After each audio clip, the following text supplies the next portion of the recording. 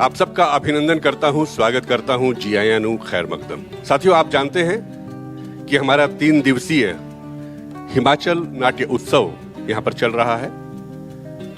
आज इसका दूसरा दिन है और शुद्ध भारतीय परंपरा के अनुसार सर्वप्रथम दीप प्रज्वलन के साथ आज के कार्यक्रम का हम शुभारंभ करेंगे।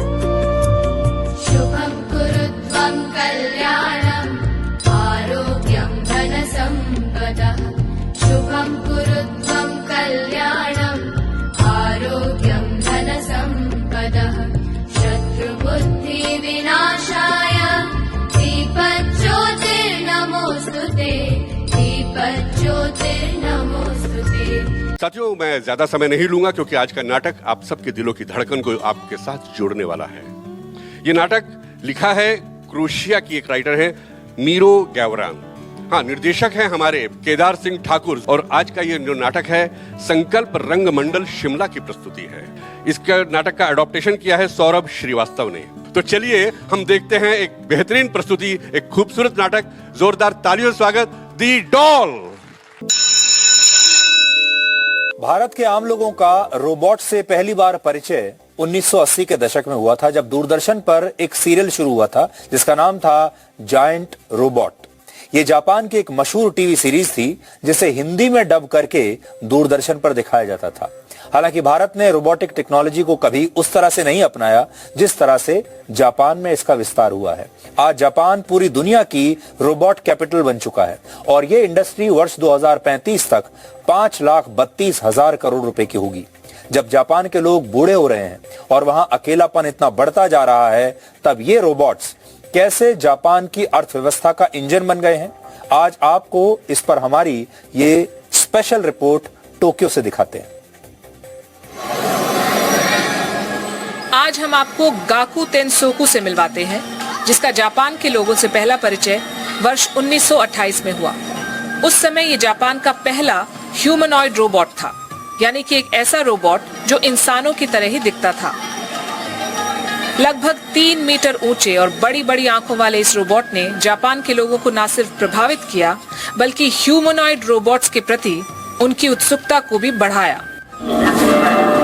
और आज 94 वर्षों के बाद जापान रोबोटिक्स इंडस्ट्री में ग्लोबल लीडर बन चुका है। जापान की राजधानी टोक्यो को आज रोबोट कैपिटल भी कहा जाता है। यहाँ आपको रोबोट पुलिस मिल जाएगी। होटल्स और रेस्टोरेंट्स में रोबोट वेटर्स काम करते हुए दिख जाएंगे और यहाँ तक कि शहर में अब ऐसे रोबोट्स दिखना भी सामान्य है जो आपको थेरेपी दे सकते हैं। कहते हैं आवश्यकता आविष्कार की जननी है और जापान में रोबोटिक्स की यही कहानी है। ये वो देश है जो एक एजिंग पॉपुलेशन से संघर्ष कर रहा है। यहाँ औसतन उम्र लोगों की करीब 49 साल है, तो इनको एक यंगर वर्कफोर्स की जरूरत है। पर नए लोगों को रातों रात खड़ा नहीं किया जा सकता, एक नई जेनरेशन को। तो जापान ने रोबोट्स बनाए और इस वक्त करीब 3 लाख रोबोट्स जापान में काम करते हैं, यानी कि 3 लाख नौकरियां रोबोट्स के पास हैं और ये दुनिया की रोबोटिक वर्कफोर्स का 23% हिस्सा है। इंसानों और रोबोट्स के बीच इस तरह की केमिस्ट्री शायद आपको कहीं और देखने को नहीं मिलेगी। राजधानी टोक्यो में आपको हर जगह इस तरह के रोबोट्स आसानी से दिख जाएंगे। जैसे आप इस रोबोट को देखिए, इसका नाम है असीमो। इस रोबोट को जापान की होंडा कंपनी ने आज से 22 वर्ष पहले बनाया था, लेकिन ये आज भी उतनी ही कुशलता से काम कर रहा है। इंसानों की तरह लोगों से हाथ मिला सकता है और ये फुटबॉल खेलने में भी माहिर है। जापान में ऐसे रोबोट्स को सिर्फ एक मशीन के तौर पे नहीं देखा जाता, बल्कि इन्हें जापान का असली ब्रांड एम्बेसडर माना जाता है। उदाहरण के लिए असीमो नाम के इस रोबोट का रुतबा जापान में एक सेलिब्रिटी के जैसा है। वर्ष 2014 में ये अमेरिका के पूर्व राष्ट्रपति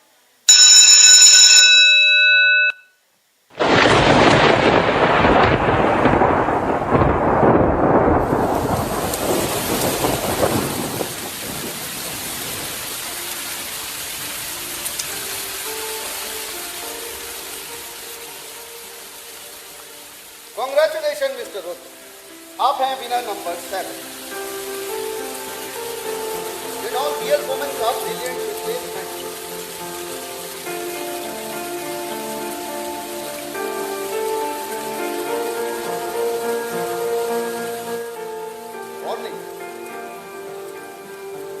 को नहीं बताएंगे कि ये डॉल हैं। अगर आप ऐसा करते हैं तो एजेंसी की शर्तों के मुताबिक आपकी सारी प्रॉपर्टी एजेंसी की हो जाएगी।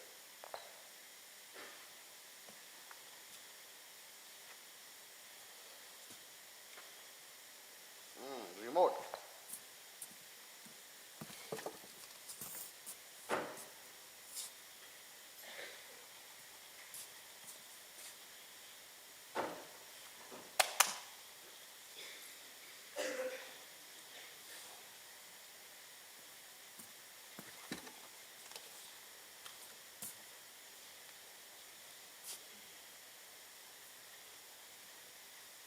हेलो, हाँ मैं रुद्र बोल रहा हूं।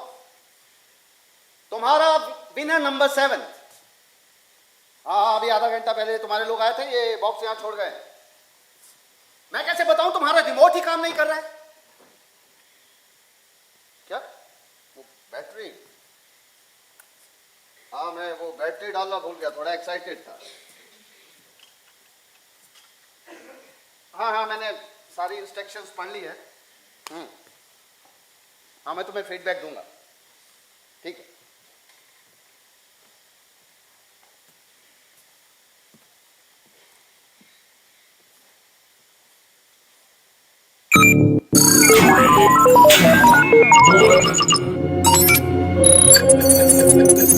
Initiating 1345.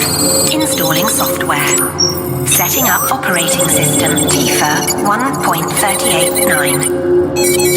Installing behavioral interface. Calibrating behavioral interface parameters. Note that this interface will define her behavior in between initiation of specific tasks and programs.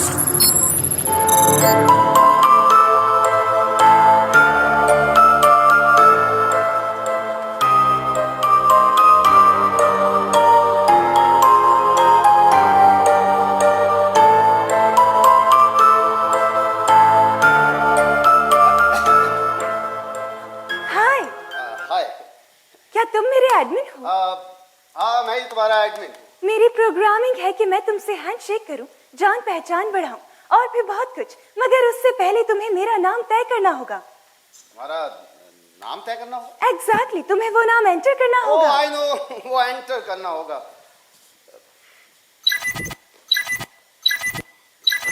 Done. Maya, it's a pleasure. Rudra, same है। Welcome Maya, welcome to my flat. मुझे बड़ी खुशी है कि तुम मुझे पालोगे। पालोगे? Isn't silly to say that कि पालोगे? तुम अपने आप में कंप्लीट पर्सनालिटी है। पाला तो बच्चों को जाता है। हमारे कॉन्ट्रैक्ट में इसका जिक्र है। आर्टिकल 11 में ये लिखा है, तुम अपने फैमिली मेंबर की तरह ही मेरा ख्याल रखोगे और पहले 6 महीने तुम मुझे ऐसे ट्रीट करोगे अपने जैसे फॉस्टर फादर की तरह रेफर करना तो ठीक नहीं होगा ना। हम दोनों पार्टनर्स हैं रुद्र, और जो बात दोनों पार्टनर्स के लिए बेस्ट हो वही सचमुच बेस्ट है। ओ, ये तुम्हें किसने सिखाया? मुझे नहीं पता, पर मेरी प्रोग्रामिंग ऐसी ही है। और मैं सोचता था कि तुम्हारी प्रोग्रामिंग कुछ इस तरह से की गई है कि तुम मुझे खुश रख सको। हाँ, यही तो है मेरी प्रोग्रामिंग। तुम इसकी चिंता बिल्कुल मत करो। My man will always be happy and satisfied. Oh, your man? हाँ? हाँ, क्यों? You are not my man. नहीं नहीं, वो बात नहीं है। लेकिन तुम इतनी खुश कैसे हो? तुम मुझे खुश कैसे रख सकती हो? क्योंकि मैं इसी तरह से प्रोग्राम्ड हूँ। मैं हर वो काम करती हूँ जो मेरे एडमिन की खुशी के लिए जरूरी हो। ये तुम क्या कर रहे हो? वो मैं देख रहा था तुम्हें कैसी महक आती है। तुम रबड़ की तरह महकती हो या प्लास्टिक की तरह? मेरे इंसल्ट करने की जरूरत नहीं है। मैं वो कोई हवा भरकर फुलाने वाली प्रिमिटिव गुड़िया नहीं हूँ। मैं एक मोस्ट मॉडर्न डॉल हूँ। मेरी बॉडी ऐसे ऑर्गेनिक एलिमेंट से बनी है जो कि रिन्यूएबल है। मेरी स्किन बिल्कुल वैसी है जैसे किसी भी ऑर्डिनरी इंसान की हो, और मेरी खुशबू बिल्कुल वैसी है जैसे किसी 30 बरस की औरत की जिसने अभी अभी नहाया हो। और डीओ लगाया। एग्जैक्टली। और ये बात मैं तुम्हें अभी बता देना चाहती हूँ। हर एक दिन मैं एक ऐसी लड़की हूँ जिसके पीरियड्स अभी 2 हफ्ते बाद होंगे, इसीलिए मैं किसी आदमी के साथ बहुत पैशनेट सेक्स के लिए बिल्कुल फिट हूँ। वो हम शाम को प्लान करेंगे। वैसे जब से मेरी गर्लफ्रेंड गई है मैं तो। जहाँ तक सेक्स का सवाल है, तुम्हें मेरे साथ सिर्फ खुशी ही मिलेगी रुद्र। मुझे खुशी है कि तुम इतनी सेल्फ कॉन्फिडेंट, लेकिन मुझे सेल्फ कॉन्फिडेंट लोग पसंद नहीं। ऐसा क्यों है? शायद इसलिए कि मैं कभी खुद सेल्फ कॉन्फिडेंट नहीं हो पाया। मुझे समझ में नहीं आई ये बात। अब तुम्हें सब समझने की जरूरत नहीं है, तुम केवल उतना समझो जितना मैं तुमसे कहता हूँ। अच्छा, ये बॉक्स उठाने में जरा मेरी मदद करो। मैं भारी काम करने के लिए प्रोग्राम नहीं हूँ। ये भारी नहीं है, थोड़ा बड़ा है, इसलिए मैं तुमसे कह रहा हूँ। मैं तुम्हें फिर बता रही हूँ, तुम्हें किस करना, कहीं पर भी खाना बनाना, इस घर की सफाई करना, ये सब मेरी एक्टिविटीज के स्कोप है। भारी कचरा उठाना मेरे काम का हिस्सा नहीं है। ये भारी नहीं है, एक तरफ से तुम पकड़ो, एक तरफ से मैं पकड़ता हूँ, उठाकर इसे हम बाहर रख देंगे बस। मुझे बनाने वाले इंजीनियर्स इससे खुश नहीं होंगे। क्यों, उन्हें क्या तकलीफ होगी? यही कि तुम मुझे वो काम करने के लिए फोर्स कर रहे हो जिसके लिए मैं प्रोग्राम नहीं हूँ। देखो, तुम वो सब करने के लिए प्रोग्राम हो जो मैं तुमसे कहूँ, और मेरा ये ऑर्डर है कि तुम इसे उठाने में मेरी मदद करो, समझी? ठीक है, अगर यही तुम्हारा ऑर्डर है तो मैं इसे मानती हूँ, लेकिन ये मेरा राइट है कि मैं इस सिचुएशन को अपनी मेमोरी में स्टोर कर लूं। तुम्हारा जहां मन हो ना वहां स्टोर करो। आओ, इसे उठाओ।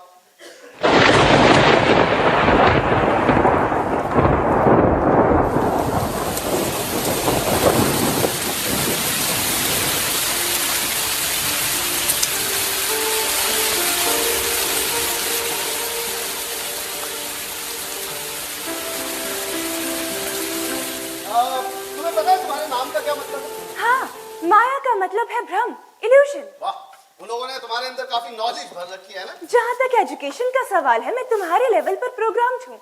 मर्दों को ये बात बिल्कुल अच्छी नहीं लगती अगर औरतें उनसे ज्यादा स्मार्ट हों, लेकिन वो उन औरतों को भी कुछ नहीं समझते जो उनसे कम अक्लमंद हो। ये तुम्हें किसने सिखाया? बारबरा, मेरी क्रिएटर, मुझे बनाने वाली मेरी इंजीनियर। आज वो दुनिया की सबसे बड़ी साइंटिस्ट है, और जहाँ तक पुरुषों को जज करने की बात है, उसने अपनी सारी वैल्यूज मुझ में बिल्ड की है। यानी आदमी के बारे में जो कुछ तुम जानती हो वो तुम्हारी क्रिएटर बारबरा ने तुम्हें सिखाया। एग्जैक्टली, मैं उसी की बनाई हुई हूँ। वो अपनी आदमियों की सोच में गलत भी तो हो सकती है। इम्पॉसिबल, ऐसा नहीं हो सकता। She is always right. तब तो उसके पति को काफी परेशानी होती होगी, है ना? उसका कोई पति नहीं है, वो उसे छोड़ चुकी है। और ऐसी औरत ने तुम्हें आदमियों के बारे में सब कुछ बताया। वाह! तुम बारबरा के बारे में ऐसे मत बोलो। मैं इस तरह से प्रोग्राम्ड हूँ कि अगर चाहूँ तो कुछ भी ना सुनूं। और मैं समझता था कि तुम्हारे साथ मेरी जिंदगी और भी आसान हो जाएगी। सोचने का ये मतलब नहीं है कि आप जानते हैं। सोचने का ये कतई मतलब नहीं है कि आप जानते हैं। अब will I be your first? मैं समझी नहीं। मतलब क्या मैं वो पहला आदमी हूँ जिसके साथ तुम फिजिकली यस, थ्योरेटिकली यस, अगर मैं ट्रायल पीरियड को छोड़ दूं तो। कैसा ट्रायल? लेबोरेटरी का ट्रायल पीरियड, एक तरह से मेरी दीक्षा, टेक्निकल इनिशिएशन। मतलब उन लोगों ने तुम्हारे साथ लेबोरेटरी में मुझे कंप्लीट विमेन का सर्टिफिकेट देने से पहले मेरे साथ एक एक्सपेरिमेंट किया गया था। कैसा वो एक्सपेरिमेंट सेक्सुअल फ्लेक्सिबिलिटी से रिलेटेड था। किससे किया था एक्सपेरिमेंट? तुम क्या जानना चाहते हो? उसका नाम कौन था वो? मुझे किसी का भी नाम नहीं पता है। हमें कभी ऑफिशियली इंट्रोड्यूस नहीं किया गया था। हम सिर्फ डिटेल्स की प्रैक्टिस करते थे। कैसी डिटेल्स? Sexual skills. और तुम्हें उसका नाम तक नहीं पता? वो कई लोग थे। कई लोग? हाईली डिस्कस्टिंग, कई लोग। तुम गुस्सा क्यों हो रहे हो? एक्सपेरिमेंट के बाद मुझे अच्छी तरह से स्टेरिलाइज किया गया था। मैं उनका एक भी बैक्टीरिया कैरी नहीं कर रही हूँ। तुमसे घिन आ रही है और उन सब लोगों से। मैंने एक डॉल ऑर्डर की और एक डॉल तक इनोसेंट नहीं निकली। तुम्हारी सिविलाइजेशन में इनोसेंस और वर्जिनिटी कुछ ज्यादा ही ओवररेटेड है। अब तो ये बातें जैसे गुजरे जमाने की चीज हो गई है। ये सब तुम्हारी क्रिएटर बारबरा ने तुम्हें सिखाया है ना? इमोशनली मैं सिर्फ तुम्हें बिलोंग करती हूँ, इसलिए मैं सिर्फ तुम्हारी हूँ, सिर्फ तुम्हारी। इमोशनली मुझे खैर ये सब छोड़ो। ये बताओ, ये जो तुम्हारे साथ लेबोरेटरी में जो एक्सपेरिमेंट हुआ था ये कैसे करते थे? सब लोग वहां मौजूद होते थे, वन बाय वन करते थे? वो एक हफ्ते तक चला, वन बाय वन। एक डॉल जो अपने आप को डिफेंड तक नहीं कर सकती, उसके साथ ये सब। हट! शांत हो जाओ, मैं तुम्हें बता रही हूँ ना। एक्सपेरिमेंट के बाद मुझे अच्छी तरह से स्टेरिलाइज किया गया था। अब ऐसा मान सकते हैं जैसे कभी कुछ हुआ ही ना हो। तुम बाजारू औरत से भी गई गुजरी। मुझे उम्मीद थी तुम्हें इस सबसे कोई परेशानी नहीं होगी। मुझे परेशानी है, मैं तुम्हारी तरह मशीन नहीं हूँ, हार्ड मास का पुतला हूँ, और मुझे फर्क पड़ता है कि मेरे पार्टनर ने किसके साथ रिलेशनशिप रखे हैं, समझी? ये सब इतना इम्पोर्टेंट है? मेरे लिए है। लेकिन क्यों? एक्सप्लेन करो मुझे। वो तुम नहीं समझोगे। तुमने कितनी औरतों के साथ प्रैक्टिस की है? तुमने कितनी औरतों के साथ सेक्सुअल स्किल्स की प्रैक्टिस की है? मतलब मेरी भी गर्लफ्रेंड रही है। और तुम्हें उनका एग्जैक्ट नंबर भी नहीं पता? ये तुम जानना चाहते? हाँ रुद्र, मैं ये जानना चाहती हूँ। मैं इसी तरह से प्रोग्राम्ड हूँ। जिस भी चीज में मेरे एडमिन का इंटरेस्ट हो, उसी चीज में मैं भी इंटरेस्ट लेती हूँ। इसीलिए मैं ये जानना चाहती हूँ, तुमने कितनी औरतों के साथ फिजिकल रिलेशंस बनाए हैं? तुम सच में मुसीबत हो। जवाब दो मुझे। मैंने अपनी 40 साल की उम्र में अब तक उतनी औरतों के साथ रिलेशनशिप बनाया जितने तुमने एक हफ्ते में उस लेबोरेटरी में उन लोगों के साथ बनाए। इसका मतलब है हम दोनों बिल्कुल एक जैसे हैं।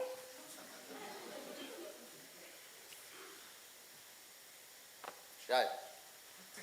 कोई बात नहीं, हम दोनों मिलकर इसे स्पेशल बना लेंगे और ये स्पेशल तब बनेगा जब दोनों पार्टनर्स एक दूसरे से पूरी तरह सेटिस्फाइड हो।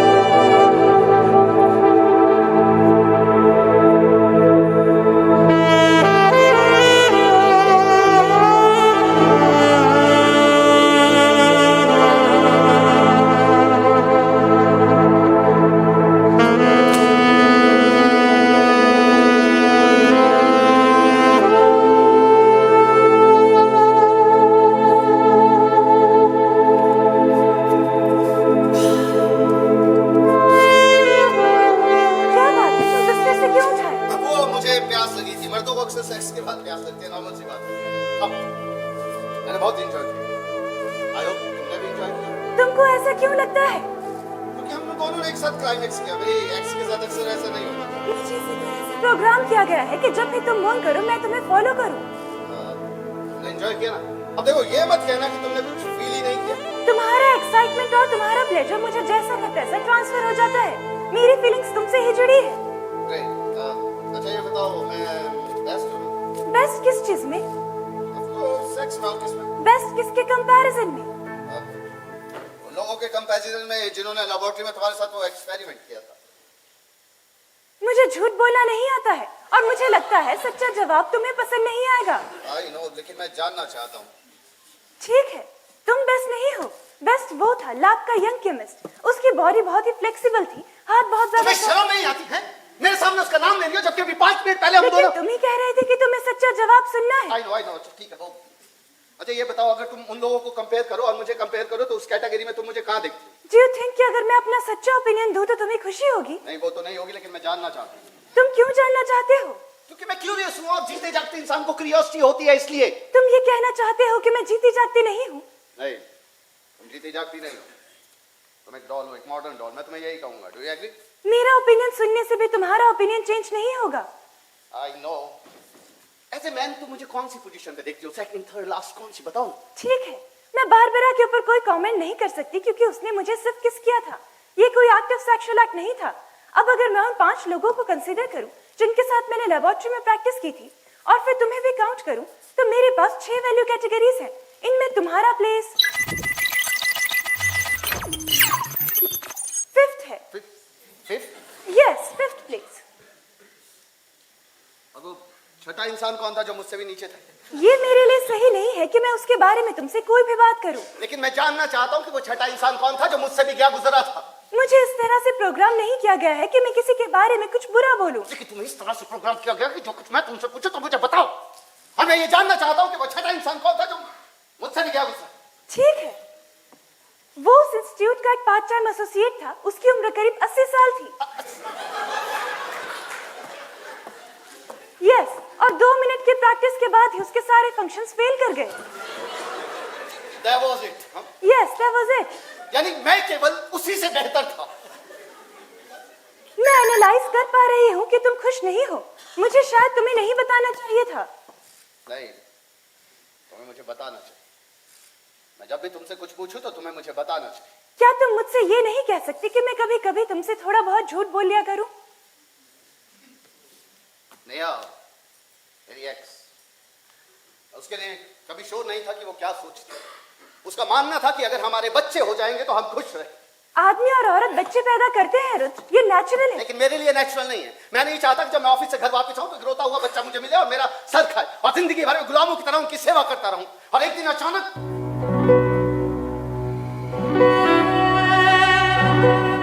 मेरे पिताजी हम दोनों की आपस में मेरी नहीं सुनते थे, मैं उनकी नहीं सुनता था। मैंने जो कुछ करना चाहा उन्होंने कभी करने नहीं दिया। मैं मर्चेंट नेवी में जाना चाहता तो दुनिया घूमना चाहता तो उन्होंने अलाउ नहीं किया। और आज मैं क्या प्राइवेट स्कूल में मामूली से आईटी ऑफिसर, एक प्रिंसिपल काफी है। बस एक टेबल से दूसरे टेबल तक गैर जरूरी कागज भेजता रहता हूँ। वो क्या करती है? वो क्या है? कौन क्या करती है? तुम्हारी एक्स। मैथ्स टीचर 8 साल पहले हमारे स्कूल में आई थी रिप्लेसमेंट टीचर की जगह 6 महीनों में। बहुत सुंदर सेल्फ कॉन्फिडेंट। मेरी 6 महीनों में कभी हिम्मत नहीं हुई कि उसके पास जाऊं। हालांकि मैं पहले दिन से उसे चाहता था। हाँ, लेकिन जॉब के आखिरी दिन वो मेरे कमरे में आई, अपने कुछ नोटिस स्लिप और ये सब ले गई और उसने मेरी आंखों में आंखें डालकर मुझसे कहा,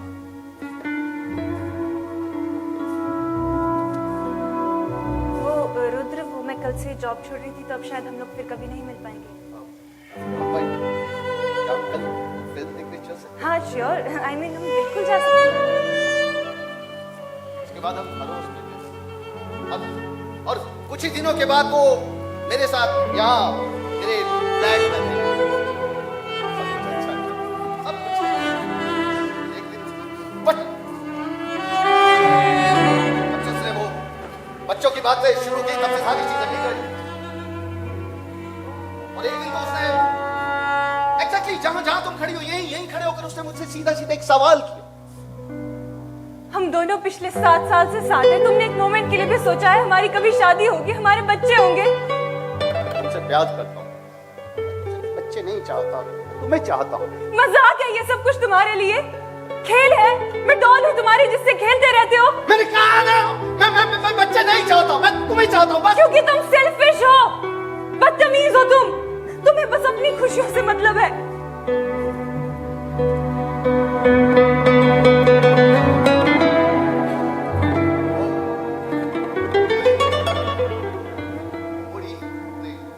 कमरे में गई, वहां पे 2 बैग में उसने अपने कपड़े और किताबें रखी।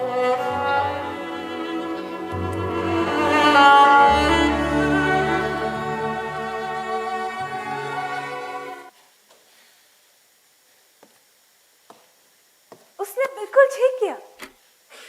क्या? क्यों? क्योंकि उसे नजर आ रहा था तुम्हारे साथ उसका कोई फ्यूचर नहीं है। तुम सच में मुसीबत हो, मुसीबत। मैंने सिर्फ एक लॉजिकल बात कही है। लॉजिकल बात भी किसी को हर्ट हो सकती है। तुम ऐसी क्यों हो?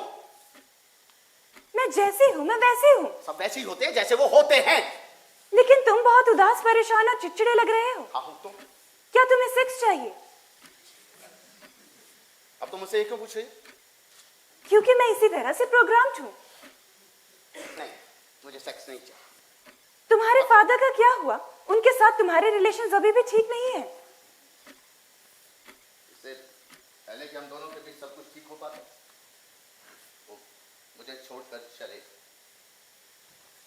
वो मर गए और मुझे ऐसे लगा जैसे वो मेरी जिंदगी से भाग गए।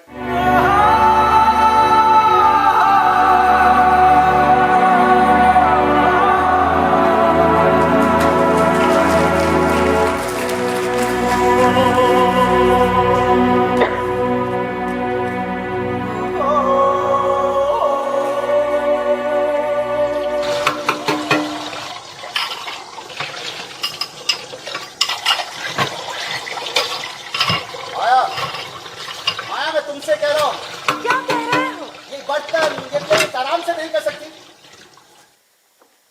तुम कभी खुश नहीं रह सकते हो। मैं तुम्हारे लिए खाना बनाती हूँ, इस घर की सफाई करती हूँ और तुम अभी भी मुझसे सेटिस्फाइड नहीं हो। मैं तुमसे सेटिस्फाइड, लेकिन जब मैं न्यूज़पेपर पढ़ रहा हूँ तो मुझे शांति चाहिए। मैं जब तक ये प्लेट साफ नहीं कर लेती तुम वेट क्यों नहीं कर लेते?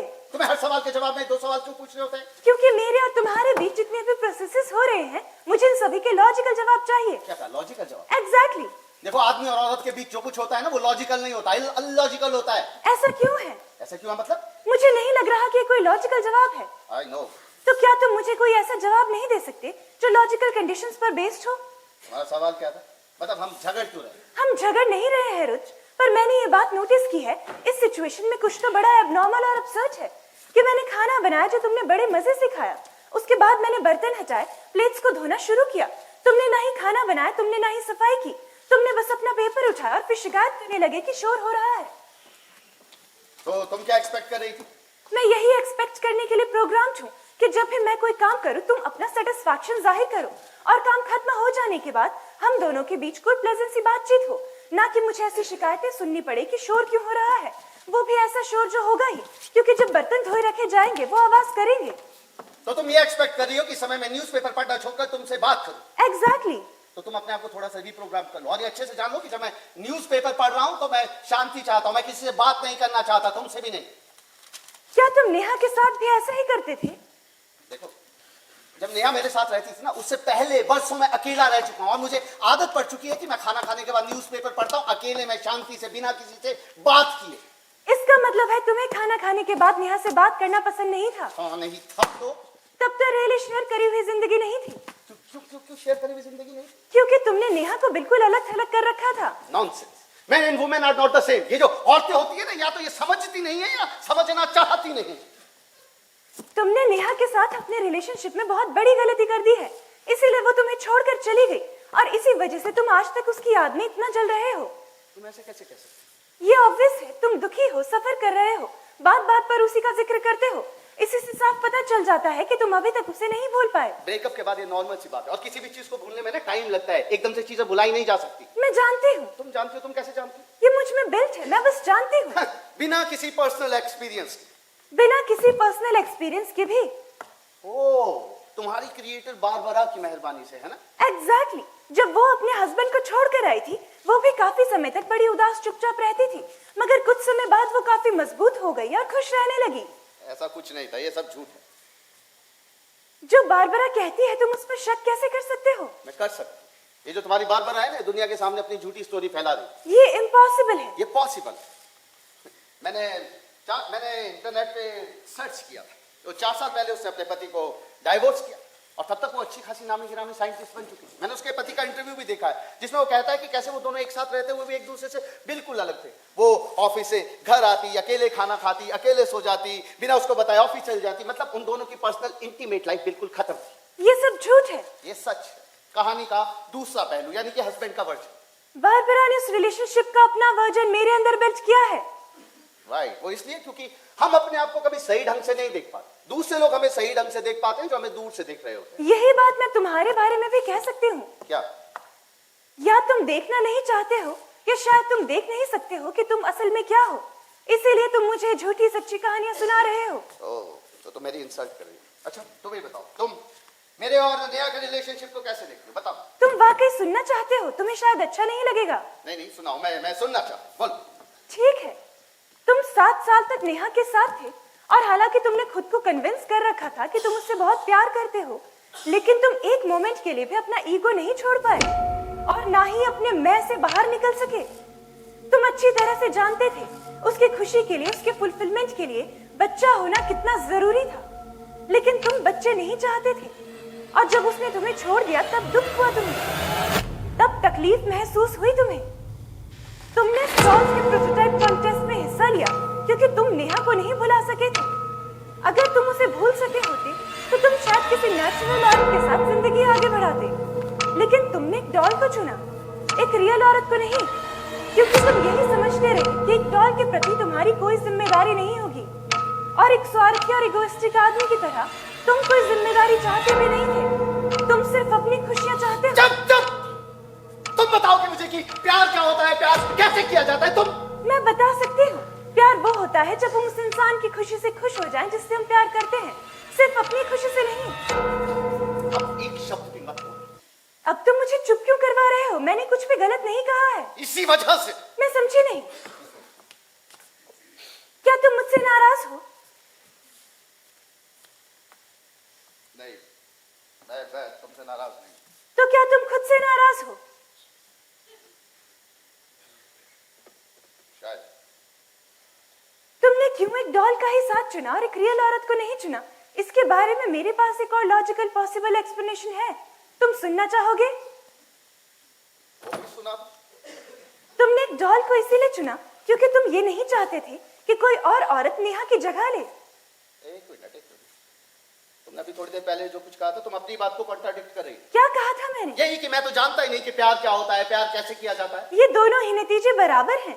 ये दोनों ही नतीजे मैंने उसी डेटा से प्रोसेस किए हैं जो तुम्हारे और नेहा के बारे में मेरे पास है। ओ तो तुम अब तक ये समझ ही गई होगी कि जिंदगी इतनी सिंपल और वन डायमेंशनल नहीं होती, नाइदर ब्लैक नॉट व्हाइट। मैं जो समझ सकती हूँ मैं वही समझ सकती हूँ, मैं वही समझ सकती हूँ जो मैं एक्सेस कर सकती हूँ। सब वही समझ सकते हैं जो वो समझ सकते हैं। लेकिन तुम बहुत ज्यादा परेशान लग रहे हो। हाँ मैं हूं तो। क्या तुम्हें सेक्स चाहिए? नहीं, मुझे सेक्स नहीं चाहिए, लेकिन और अब खासकर तक तुम्हारे तो साथ तो बिल्कुल भी नहीं। मगर अब तक तो तुम हर वक्त सेक्स चाहते थे। चाहता था लेकिन अब मैं नहीं चाहता। क्यों, तुम्हारी तबीयत ठीक है? तुम बीमार हो क्या? मैं ठीक हूँ, तुम ठीक हो। मैं बीमार नहीं पड़ सकती हूँ रुद्र। लेकिन तुम खराब हो सकते हो, तो तुम्हारी बैटरी तो डाउन हो सकती है। मैंने अभी इस कॉन्वर्सेशन को एनालाइज किया है और मैं इस नतीजे पर पहुंच पा रही हूँ कि तुम मुझसे नाराज हो। क्या तुम मुझसे नाराज हो? क्या तुम मुझसे नाराज? हाँ मैं नाराज हूँ।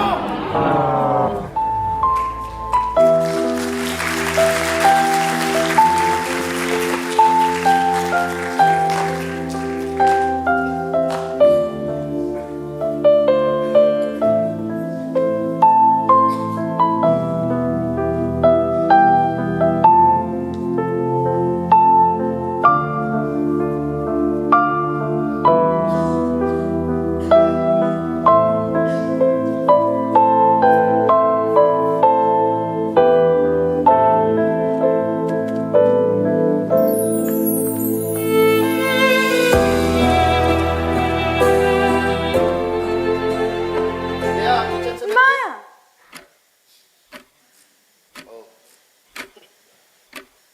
वो क्या है कि कल मेरा जन्मदिन, 40वां जन्मदिन। भैया जब मेरे साथ रहती थी ना तो हर साल मेरा जन्मदिन मनाया करती थी। मेरे लिए प्रेजेंट लाती थी, केक लाती थी, खुद तरह खाना बनाती थी। और तुम चाहते हो कि अब ये काम मैं करूं? अगर तुम मुझे प्रेजेंट दोगी तो मुझे अच्छा लगेगा। After all you are my partner. I don't know what can I do for you. मैं सर्च कर रही हूँ और मैं लगातार सर्च कर रही हूँ, लेकिन बर्थडे जैसा कुछ भी मेरे प्रोग्राम में नहीं है। बारबरा कुछ तो भूल ही सकती है, या फिर उसके पति ने उसे गिफ्ट लेना सिखाया और देना नहीं। मैं बारबरा के खिलाफ कुछ नहीं सुनना चाहती, मैं बस नहीं सुन सकती हूँ। ठीक है भाई, हम कुछ नहीं बोलेंगे। हम क्यों बोलेंगे, है ना? उसे हाथ मत लगाओ। ये पुराने हैं और मर चुके वो हैं। जैसा भी है उसे वहीं रहने दो। ठीक है, लेकिन अब इस गिफ्ट वाली प्रॉब्लम को कैसे सॉल्व करेंगे? ये कोई प्रॉब्लम नहीं है, ये आदमी और औरत के बीच होने वाली एक नॉर्मल सी बात है। मैं बस ये चाहता हूँ कि अपना बर्थडे वैसे ही मनाऊं जैसे नया मनाया करते। मुझे क्या करना होगा? मैं तुम्हें कुछ पैसे दूंगा, तुम वो सड़क पार वाली दुकान से मेरे लिए एक प्रेजेंट ले आना बस। कैसा प्रेजेंट? तुम्हें अच्छा लगे। मैं ऐसी चीजों के बारे में कुछ नहीं जानती हूँ, तुम मुझे बता दो कि क्या खरीदना है, मैं वही लेकर आती हूँ। भाई तब तो वो सरप्राइज नहीं होगा ना, मुझे पहले ही पता होगा कि तुम क्या लेकर आई हो। एग्जैक्टली, तो इस प्रॉब्लम का कोई सोल्यूशन नहीं है। कोई सॉल्यूशन? तुम मेरे लिए एक प्रेजेंट नहीं ला सकती? मैं गिफ्ट खरीदने के लिए प्रोग्राम नहीं हूँ। तो बाहर में जाओ। प्रोग्राम नहीं हूँ। तुम मुझ पर गुस्सा क्यों हो रहे हो? ये मेरी गलती नहीं है, मेरी अपनी लिमिट्स है। मैं जैसी हूँ मैं वैसी हूँ। सब वैसे ही। मैं तुमसे एक गिफ्ट एक्सपेक्ट कर रहा था, बस और कुछ नहीं। ये सब तुम मुझसे कैसे एक्सपेक्ट कर रहे हो? Nobody is perfect.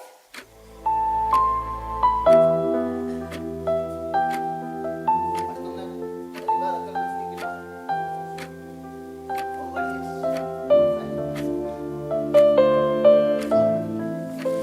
Nobody is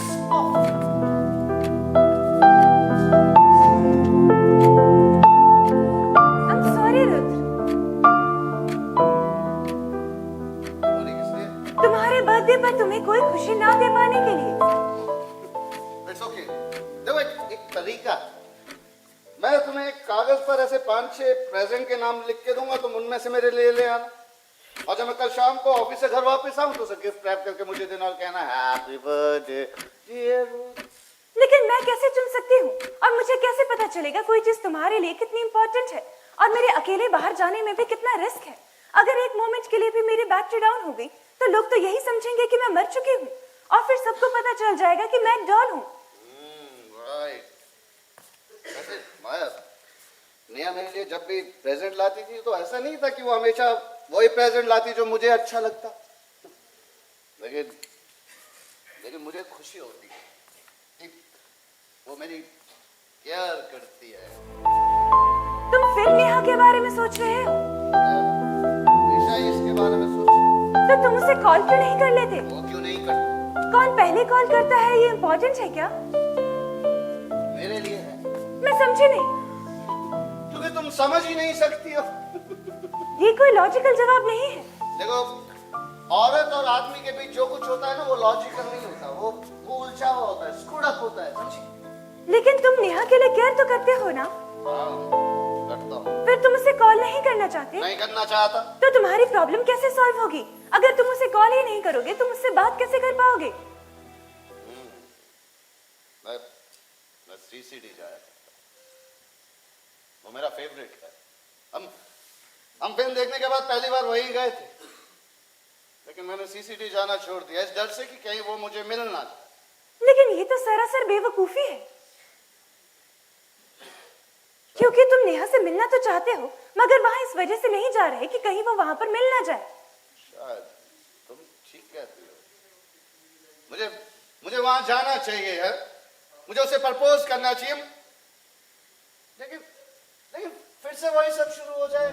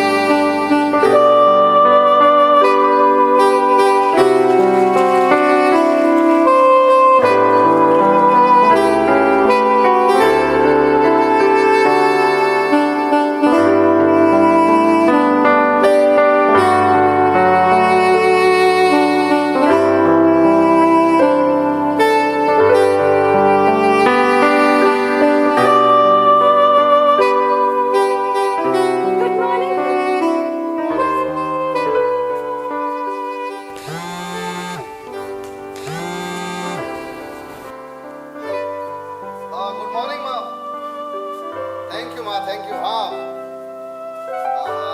आज मेरा जन्मदिन है, 40वां जन्मदिन। समय कैसे बीत जाता है कुछ पता ही नहीं चलता। अब क्या माँ? नहीं माँ, मैं नया के कांटेक्ट में नहीं हूँ। क्या तुम्हें लगता है सब मेरी गलती? ठीक है माँ, अगर तुम्हें लगता है कि मेरी गलती है तो ठीक है, लेकिन मुझे नहीं लगता कि मेरी गलती। व्हाट? मुझे उससे बेहतर लड़की नहीं मिल सकती? इनफैक्ट माँ, मैं आजकल उससे भी बेहतर लड़की के साथ, वो मुझे प्यार करती है, मैं उसे प्यार करता हूँ, हम दोनों एक दूसरे को प्यार करते हैं। वो यहाँ मेरे साथ है। देखो माँ, मैं अभी बात नहीं करा सकता ना। अच्छा एक मैं उसे पूछता हूँ, रुको। माया, मेरी माँ फोन पर है, उन्हें ये शोर कर दो कि तुम मेरी गर्लफ्रेंड हो और हम दोनों एक दूसरे से प्यार करते हैं, बस इतना ही। ठीक है। हेलो माँ, लो बात करो। हाँ माया माँ, हाँ। हेलो, मैं माया हूँ और मैं ये कंफर्म करती हूँ कि मैं आपके बेटे की गर्लफ्रेंड हूँ। हम दोनों एक दूसरे से बहुत प्यार करते हैं। मुझे बड़ी खुशी हुई कि आपको खुशी हुई, और जिस बात से आपको खुशी हुई उसी से मुझे भी खुशी हुई। जी, मैं इस घर में औरतों वाले सारे काम करती हूँ, उसके लिए खाना बनाती हूँ, उसे हर तरह से खुश रखती हूँ। मेरी क्या एजुकेशन, क्या डिग्री है? इंफॉर्मेशन साइंस में। क्या हम बच्चों के बारे में सोच रहे हैं? नहीं, मेरी एनालिसिस कहती है रुद्र को नेहा के साथ बच्चे पैदा कर लेने चाहिए थे। अब तक वो अपने 40वें साल में पिता बन चुका होता। आप भी ऐसा ही समझते हैं? मैं 30 की। क्या मैं आपके बेटे के साथ बच्चे चाहती हूँ? नहीं, अनफॉर्चुनेटली मैं बच्चों को जन्म नहीं दे सकती। कोई मेडिकल प्रॉब्लम नहीं है, बस मैं इसके लिए प्रोग्राम नहीं हूँ। हेलो माँ, वो मजाक कर रही है, उसे मजाक करने की आदत है माँ, तुम समझा करो। हाँ देखो माँ, अभी ना हम वो फिल्म देखने जा रहे हैं माँ, मैं तुम्हें बाद में कॉल करता हूँ। हाँ माँ, श्योर, पक्का, प्रॉमिस, पक्का। तुमने अपनी माँ से झूठ कहा कि हम फिल्म देखने जा रहे हैं। तुम माँ से क्या कह रही थी? तुम बच्चा पैदा करने के लिए प्रोग्राम नहीं हूँ। माँ अभी तक शौक में है। मुझे पार्टनर की माँ से बात करने के लिए प्रोग्राम नहीं किया गया एक है। और चीज जो वो तुम में डालना भूल गए। क्या मैंने बहुत सारी गलतियां हाँ, की? तुमने बहुत सारी गलतियां की। I'm sorry Rudra. जब से तुमने मुझे पालना शुरू किया है, क्या तब से लेकर आज एक तक? मिनट, एक हम दोनों के साथ रहने को ना ये पालना कहना बंद करो। मुझे बहुत इरिटेशन होती है पालना। लेकिन मैं ये बात जानती हूँ कि तुमने कंपनी के साथ एक कॉन्ट्रैक्ट साइन किया है जिसमें लिखा है पहले 6 महीने तुम मुझे पालोगे और उसके बाद तुम मुझे अपने साथ परमानेंटली रखने का कॉन्ट्रैक्ट साइन कर सकते हो। और मैं ये बात भी जानती हूँ कि अगर मैं तुम्हें खुश नहीं रख पाती तो तुम मुझे कंपनी के पास ये कहकर वापस भेज सकते हो कि मैं तुम्हें सूट नहीं करती। तो अब मैं ये बात जानना चाहती हूँ, क्या मैं तुम्हें खुश नहीं रख पा रही? और क्या इस पालने के टाइम में मैंने बहुत सारी गलतियां कर दी है? नहीं, तुमने बहुत सारी गलतियां नहीं की। ये जानकर मुझे बहुत खुशी हुई। लेकिन तुम पूरी तरह से बेकसूर भी नहीं हो। क्या मैं ये पूछ सकती हूँ कि क्यों मैं तुम्हारे ही पास आई और किसी और को नहीं मिली? ये तुम जानना चाहती हाँ रुद्र, मैं ये जानना चाहती हूँ। क्यों? क्योंकि अगर मैं तुम्हारे लिए कंपैटिबल ही नहीं हूँ तो मुझे तुम्हारे ही पास क्यों भेजा गया है? देखो, इस एजेंसी ने ये क्लेम किया था कि उन्होंने ऐसी बेहतरीन डॉल्स बनाई है जो रियल वुमेन का ब्रिलियंट रिप्लेसमेंट। इसके लिए इंटरनेट पे उन्होंने कंपटीशन रखा जिसमें ये शर्त थी कि इसमें केवल वही लोग पार्टिसिपेट कर सकते हैं जो अकेले रहते हो और जिनकी उम्र 35 से 40 साल के बीच में। इसके लिए मुझे मेरी आत्मकथा लिखनी पड़ी। उन्होंने मुझे सिलेक्ट किया, उसके साथ उन्होंने मेरे साथ एक कॉन्ट्रैक्ट साइन किया जिसमें ये शर्त थी कि मैं किसी को नहीं बताऊंगा कि तुम एक डॉल हो। अगर मैं ऐसा करता हूं तो एजेंसी की शर्तों के मुताबिक मेरी सारी प्रॉपर्टी एजेंसी की हो जाएगी, जिसका मतलब है ये घर। एनीवे, उन्होंने ऐसी 10 डॉल एक्सपेरिमेंट के लिए बनाई।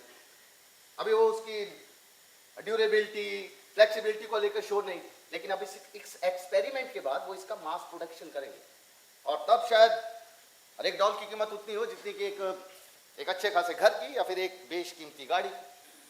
लेकिन तुम मुझे फ्री में मिल गई मेरी आत्मकथा की वजह से। शायद बारबरा ने तुम्हारी कहानी खुद पढ़ी थी, शायद उसी ने तुम्हें सिलेक्ट किया था। इसमें कोई शक नहीं है।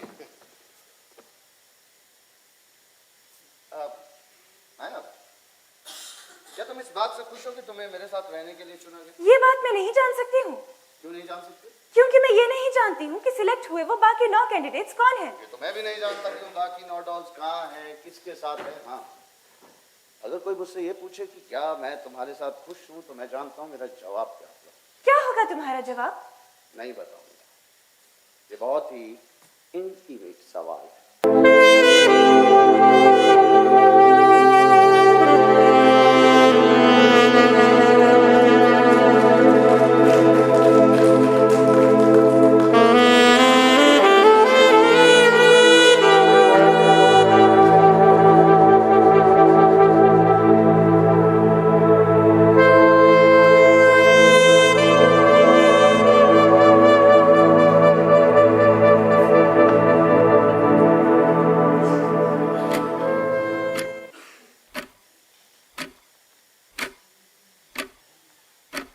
मुझे लग रहा है कि तुम फिर से हारने वाले हो।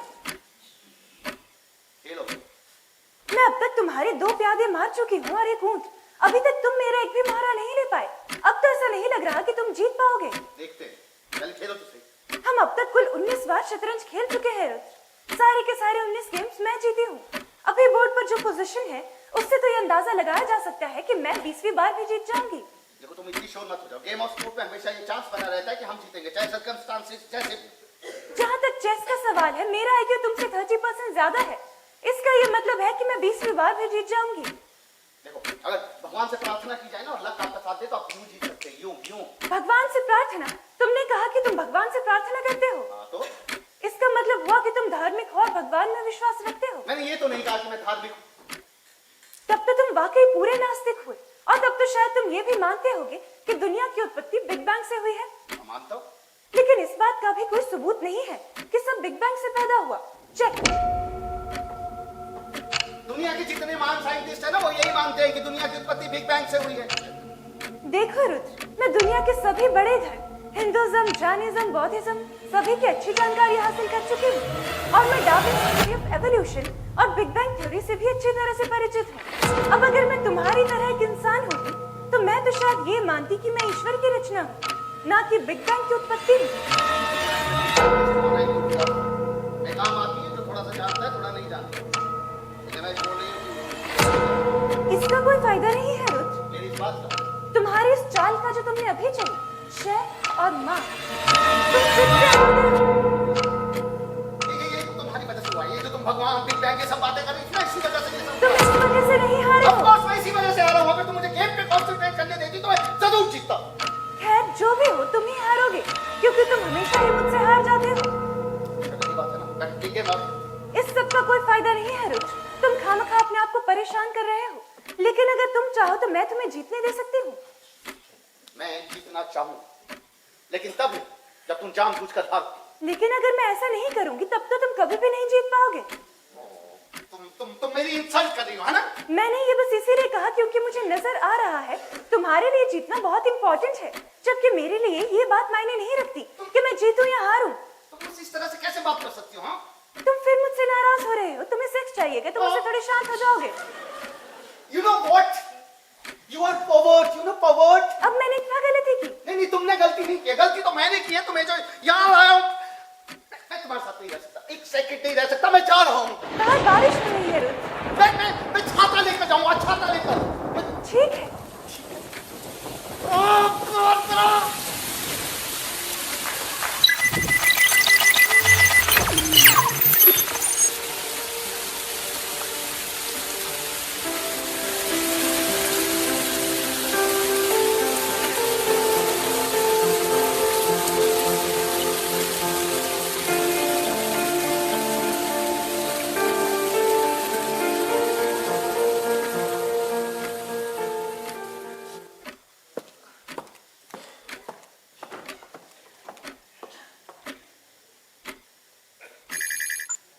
Can two people walk together without agreeing on the directions?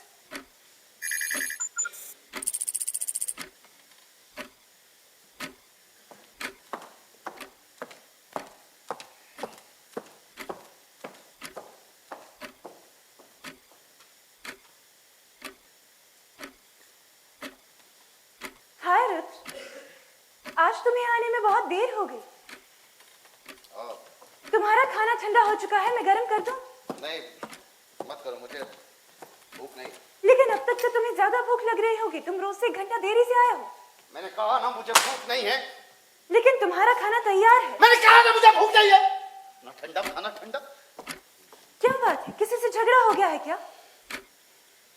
अब मुझे कुछ ऐसी बात पता चली जिससे मेरा सारा दिन ही खराब हो। और इसके लिए कौन जिम्मेदार इसके है? लिए तुम जिम्मेदार हो। ये मेरी गलती सब है। तुम्हारी गलती। लेकिन मेरी क्या गलती है? तुमने मुझे वहाँ सीसीटी जाने के लिए कहा था, वहीं का मैं नेहा के साथ जाया करता था। तो तुम क्या वहाँ गए? हाँ गया। तुम्हें वो मिली वहाँ? हाँ मिली। तुमने उसे बताया कि तुम उसे कितना प्यार करते हो, उसे कितना मिस कर रहे हो? नहीं, मैंने उसे नहीं बताया। क्यों नहीं बताया? क्योंकि वो अकेली नहीं। वो किसके साथ थी? वो अपने नए बॉयफ्रेंड के साथ। 2 वर्षों से अमेरिका में जॉब कर रहा है। उसने मुझे बड़ा खुश होकर बताया कि अगले महीने वो शादी करने वाले। वो तुमसे शादी करना चाहती थी? करना चाहती थी, लेकिन अब वो उस जोकर से शादी करना चाहती है जो अमेरिका में जॉब कर रहा है। शादी के बाद वो अमेरिका चल जाएगा और डिलीवरी के बाद नेहा और बच्चों को भी अपने साथ अमेरिका ले जाएगा। कैसी डिलीवरी, कैसा बच्चा? प्रेग्नेंट, उसे बच्चा होने वाला है, बच्चा। ये बहुत अच्छी बात है। अच्छी बात? किसके लिए अच्छी बात? ये नेहा के लिए बहुत अच्छी बात है। देखो तुम समझ नहीं रही। वो मेरी जिंदगी के 10 ऐसे मुश्किल मिनट थे ना कि मैं बता नहीं सकता। उसने मुझे कॉफी पिलानी चाहिए, लेकिन मैं अपने दोस्त से मिलने का बहाना बनाकर वहां से चला। उसने मुझे छोड़ दिया और इतनी जल्दी उसे एक बॉयफ्रेंड भी मिल गया और वो प्रेग्नेंट भी हो गई। छी, औरतें। तुम नेहा के ऊपर इतना गुस्सा क्यों हो रहे हो? उसने हमेशा से ही कहा उसे शादी करनी है, बच्चे चाहिए। तुमने हमेशा से कहा कि तुम्हें दोनों ही नहीं चाहिए। तो क्या जो कुछ भी हुआ वो लॉजिकल नहीं है? देखो अगर फिर से तुमने ये लॉजिकल शब्द कहा ना तो मैं तुम्हारी बैटरी निकाल दूंगा। लॉजिकल। I'm sorry रुद्र, मैं तुम्हें अपसेट नहीं करना चाहती, लेकिन मुझे सच में तुम्हारी नाराजगी की वजह समझ में नहीं आ रही है। देखो तुम्हें कुछ भी समझने की जरूरत नहीं है। तुम थोड़ी देर चुप रह सकती हो। हाँ, मैं रह सकती हूँ।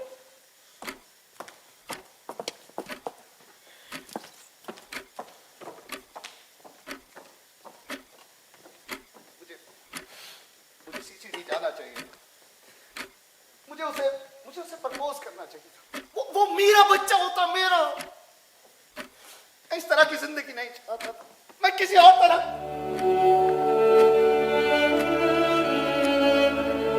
तुम्हें पता है मैं बच्चे क्यों नहीं चाहता? क्योंकि तुम्हें बच्चे पसंद नहीं है। नहीं, सबकॉन्शियसली मैं अपने पिता से नफरत करता हूं। मुझे लगता था जिस तरह से मेरे पिताजी ने मुझे छोड़ दिया, एक दिन मैं भी अपने बच्चों को छोड़कर चलूंगा। तुम ईश्वर नहीं हो रुद्र। तुम किसी का भविष्य कैसे जान सकते हो? अगर हर कोई तुम्हारी तरह डरने लगा फिर तो इंसान की नस्ल ही खत्म हो जाएगी।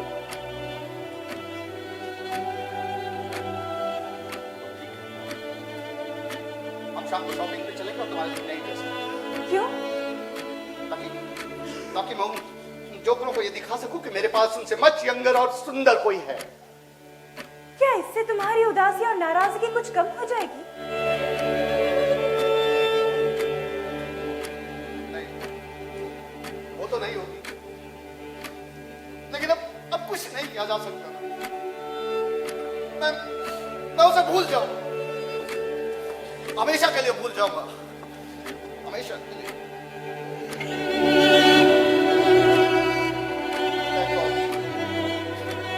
मेरे पास मेरा ध्यान रखो। मैं वो सब करूंगी जो तुम कहोगे, जिससे भी तुम्हें खुशी मिलेगी। Thank you. तुम्हें थैंक यू कहने की जरूरत नहीं है। मैं तुम्हें खुश रखने के लिए ही प्रोग्राम छू। मैं कितनी बार कहा ये सब प्रोग्राम यूज मत किया करो। प्रोग्राम। I'm sorry Rudra. क्या तुम अभी भी नाराज? हाँ मैं नाराज। मेरी गलती है। सब तुम्हारी गलती। लेकिन मेरी क्या गलती है? तुम्हारी गलती है, तुमने मुझे सीसीडी जाने के लिए प्रवोक किया। मैं सिर्फ तुम्हें खुश देखना चाहती हूँ। मैं भी तो।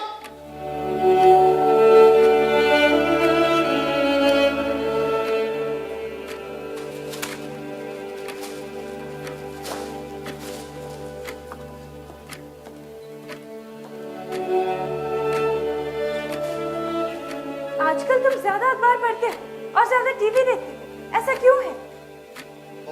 इलेक्शन आने वाले हैं और मेरा ये जानना जरूरी है कि कौन सी पार्टी क्या कर रही है, ताकि मैं सही ढंग से वोट दे सकूं। तुमने पिछली बार किसे वोट दिया था? मैं जिस भी पार्टी को वोट देता हूँ उसकी सरकार नहीं बनती।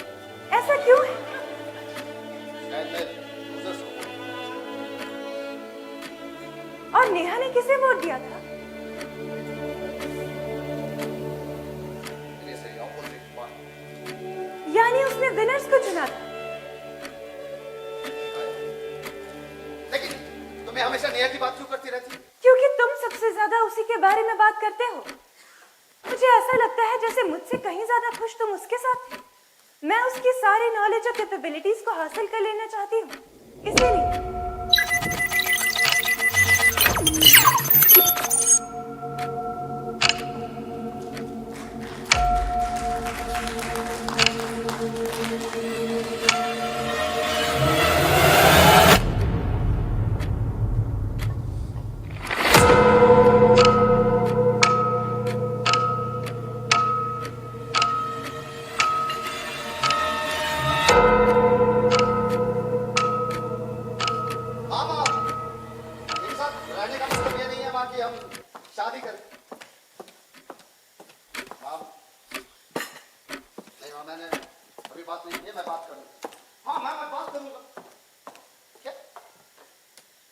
संडे को लंच पे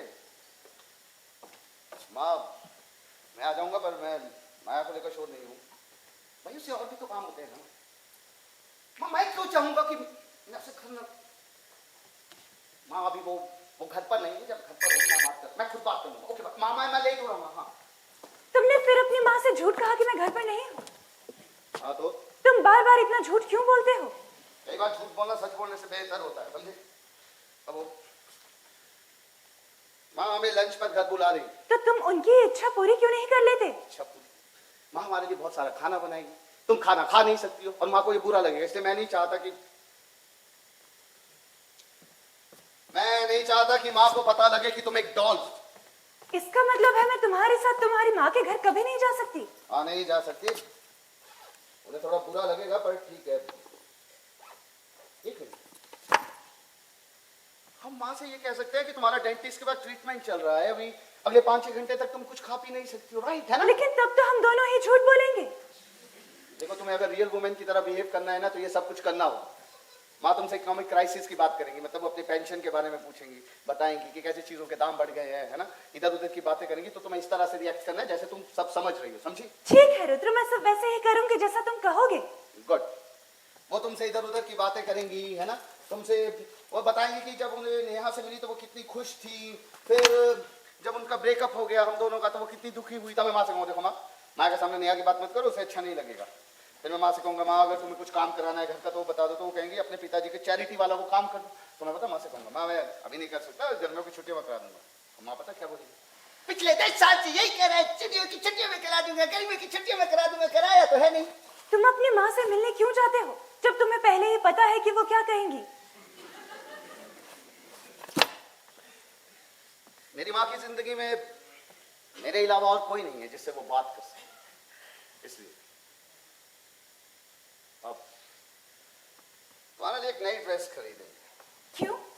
अब इस ड्रेस में माँ के सामने जाओगी तो उन्हें अच्छा नहीं लगेगा। मैं कोई भी ड्रेस पहन लूं, ये मेरे लिए एक ही बात है। तो मेरी जिंदगी में पहली एक ऐसी लड़की हो जिसे ये फर्क ही नहीं पड़ता कि उसने क्या पहन रखा। क्या ये खराब बात है? ना ना ना, ये तो बहुत अच्छी बात है, मैं आइडियल हूँ तुम्हारी बात का। मेरी जितनी भी गर्लफ्रेंड रही है ना, कपड़े मेकअप को लेकर इतनी अब नहीं। तो तुम अकेले क्यों नहीं रह लेते? अगर गर्लफ्रेंड के साथ रहना इतनी ही बड़ी प्रॉब्लम है तो तुम उनके लिए इतना परेशान क्यों रहते हो? अकेले रहना बहुत किसी के साथ रहना अकेले रहने से। तो तुमने मुझे अपने साथ सिर्फ इसीलिए रखा है ताकि तुम अकेले ना रहो। नहीं यार, देखो तुम रियल वुमेन का रिप्लेसमेंट हो, समझी? क्या तुम मुझसे खुश नहीं हो? मैंने ऐसे तो नहीं कहा। अब तुम्हें पता है मैं कल कहाँ गया था? कहाँ गए थे? मैं हमारे स्कूल के पास एक पार्क है, शाम को वो अपनी दादी और मम्मियों के साथ छोटे छोटे बच्चे हैं। उन्हें देखकर इतना अजीब लगा कि क्या अजीब लगा इसमें? तुम तो जानती हो कि मैं बच्चों के बारे में क्या सोचता हूँ।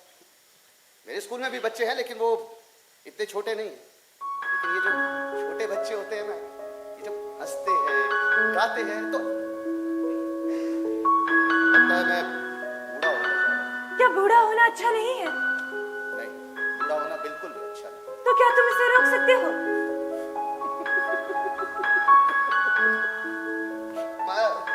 जिस किसी ने भी इसे रोकने की कोशिश की है ना, वो हमेशा बेहुदा और भद्दा ही है।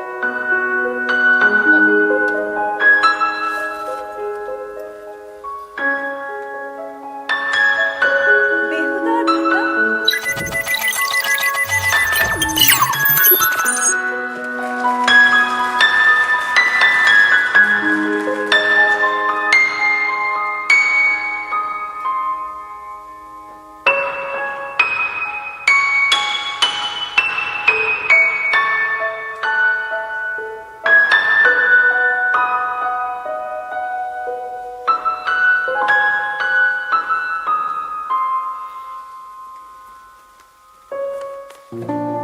योग की भूमि भारत ने पूरे विश्व को वो दिया है जिसकी आज के मॉडर्न वर्ल्ड को सबसे ज्यादा जरूरत है।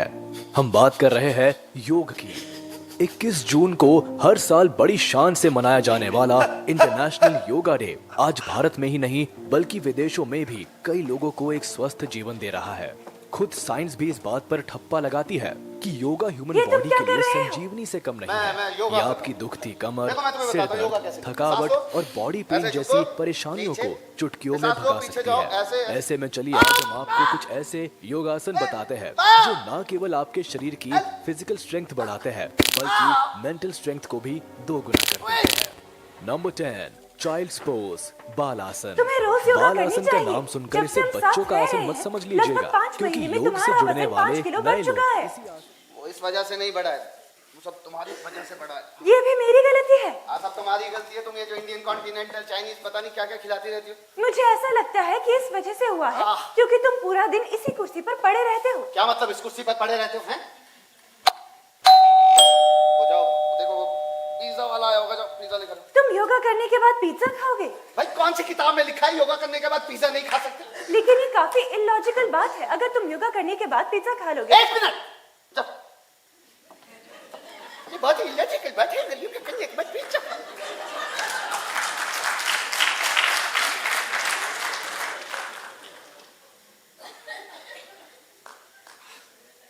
माया,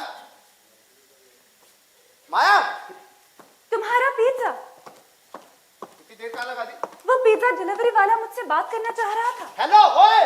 वो जा चुका है। क्या कह रहा था? उसने कहा कि मेरे बालों का स्टाइल मेरे चेहरे को बहुत सूट करता है। उल्लू का पट्टा? क्यों? उसने कुछ भी खराब बात नहीं की। नहीं, उसने क्या खराब बात? मेरे दरवाजे पे खड़ा होकर तुमसे नैन मटक्का कर रहा है, उसने क्या खराब बात की? लेकिन वो तो बहुत ही अच्छे से स्माइल कर रहा था और उसने ये भी कहा, क्या क्या कहा? अपने पिताजी को मेरा नमस्ते कहना।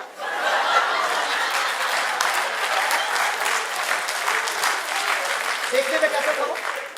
लंबा गोरा, लंबे बाल, हाथ में बैंड, गले में चेन और एक रंगीन चश्मा। ओ लकी। हेलो, सनशाइन भी सर, मैं ध्रुव अपार्टमेंट से बोल रहा हूँ, रुद्र। अभी अभी यहाँ एक लड़का आया था पिज्जा डिलीवर करने के लिए, लंबा सा, लंबे लंबे बाल, चश्मा पहनता है, क्या नाम है उसका? हाँ लकी। कैसे कैसे लोग भर्ती किए हुए, क्या किया उसे? मेरी गर्लफ्रेंड के साथ बदतमीजी की, बात करने की तमीज नहीं, आगे से दिखना नहीं चाहिए, नहीं तो। और लेकिन ये तो सच नहीं है। अब वो तुम्हें कभी परेशान नहीं करेगा। उसने मुझे जरा भी परेशान नहीं किया, उसने तो बस मेरी अपीयरेंस के लिए कुछ अच्छे कॉम्प्लीमेंट्स दिए थे। ओह, अगर तुम्हें कोई कॉम्प्लीमेंट दे तो तुम्हें अच्छा लगता है? मैं अपने लुक्स के लिए कोई क्रेडिट नहीं ले सकती, लेकिन मुझे ये बात समझ में नहीं आ रही है, कैसे तुमने उस लड़के पर ऐसे इल्जाम लगा दिए जबकि उसने कुछ भी गलत नहीं किया था। उसने क्या गलत किया, कैसे गलत किया, ये तुम्हें समझ नहीं आएगा, क्योंकि तुम एक मशीन हो। अगर तुम हमारी तरह इंसान होती ना, तो तुम्हें पता होता कि उसने क्या गलत किया, कैसे गलत किया। तो क्या ये सब कुछ समझने के लिए मुझे भी तुम्हारी तरह इगोइस्टिक और एरोगेंट होना पड़ेगा? Exactly. अगर तुम्हारे अंदर ये ईगो होती ना, तुम ये बच्चों की तरह सवाल नहीं पूछती। और ये जो वैनिटी होती है ना, ये अच्छी चीज होती है ना, इसी से डेवलपमेंट होती है। और तुम्हारी जो क्रिएटर है ना बारबरा, इसने भी तुम्हें अपनी वैनिटी के कारण बनाया है, ताकि उसका नाम हो सके, लोग उसे जान सके, समझी? झूठ बोलने को किसी भी तरह से जस्टिफाई नहीं किया जा सकता है। हेलो, तुम कह रही हो मैं झूठ बोल रहा हूँ? एग्जैक्टली, तुमने झूठ बोला। पहले तुमने उस लड़के के बर्ताव के बारे में झूठ बोला और फिर तुमने उस मैनेजर से ये भी झूठ बोला कि मैं तुम्हारी गर्लफ्रेंड हूँ। तुम ऐसे कैसे? क्योंकि तुमने मुझे कभी अपनी गर्लफ्रेंड नहीं माना। ठीक है, अब नहीं माना उसका कोई रीजन होगा ना, पर फ्यूचर में मैं तुम्हें अपनी गर्लफ्रेंड मानूंगा। मैं कभी तुम्हारी गर्लफ्रेंड नहीं होंगी। क्यों नहीं होगी? हम दोनों साथ रहते हैं। एक बॉयफ्रेंड और गर्लफ्रेंड की डेफिनेशन ये है कि दो लोग बिना शादी किए भी अपना प्यार पब्लिकली जताते हैं। तुमने ना मुझसे कभी ये कहा है कि तुम मुझसे प्यार करते हो, और ना ही तुम मुझे बाहर कहीं पब्लिक प्लेस पर लेकर गए हो। तुम एक रियल वुमेन की तरह बिहेव करती हो। क्या तुम्हें इससे परेशानी हो रही है? हाँ, मुझे परेशानी हो रही है। अगर मुझे ये आम रिवाज वाली औरत चाहिए होती ना, तो मैं ये डॉल वाले कॉन्टेस्ट में कभी हिस्सा नहीं लेता। ठीक है, अब से मैं सिर्फ एक डॉल ही बनी रहूंगी। तुम एक डॉल ही बनी रह सकती हो, समझी? तुम इस बारे में इतना श्योर हो? हाँ, मैं श्योर।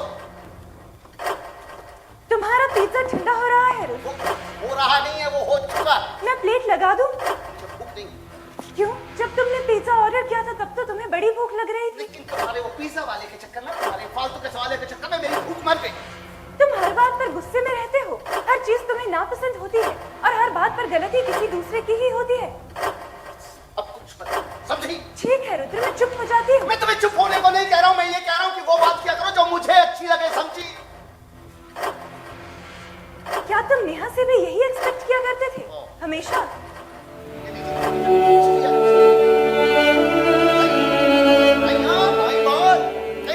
तो तुम इस प्रॉब्लम को कैसे सॉल्व करोगे? इंसानों की जिंदगी में ना किसी भी प्रॉब्लम का इंस्टेंट सॉल्यूशन नहीं होता है, उसके लिए थोड़ा वक्त लगता है, टाइम लगता है। तब तो तुम्हें बड़ी दिक्कत होने वाली है। होने वाली नहीं है, हो रही है। तुम्हारे पिज्जा का क्या करूं? क्या मेरे सर पे, सर पे?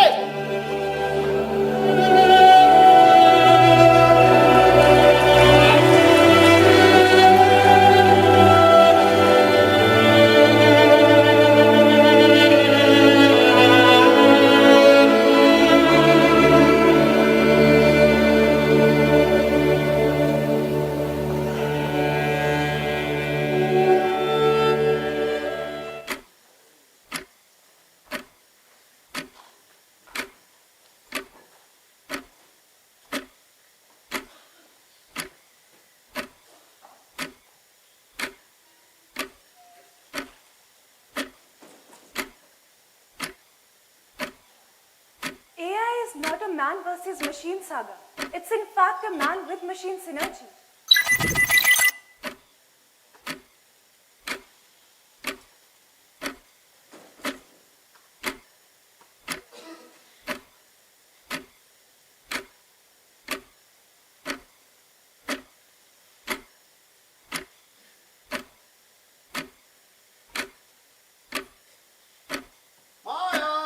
Hi.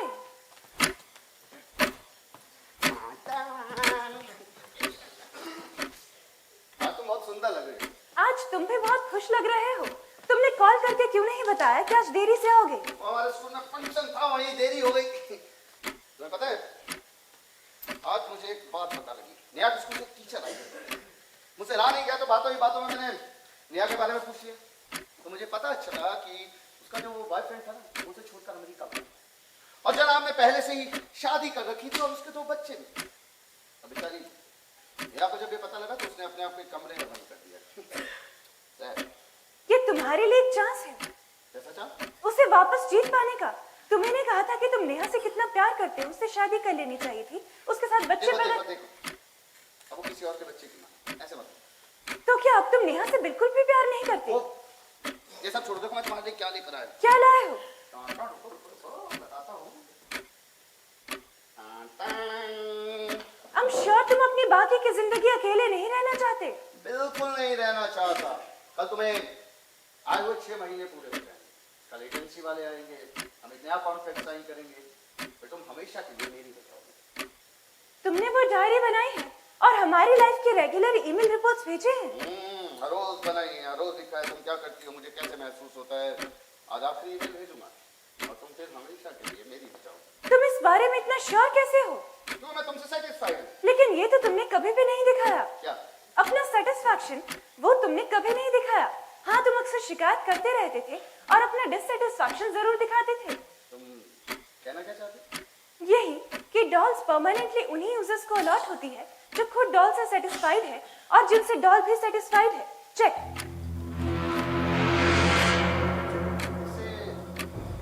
डॉल के सेटिस्फैक्शन का क्या लेना? वैसे भी कॉन्ट्रैक्ट में तो ये कहीं नहीं लिखा है। लिखा है रुद्र, आर्टिकल 46 में ये साफ साफ लिखा है, the doll and the user have to achieve a higher level of mutual respect and compatibility for the company to allot the doll for permanent use.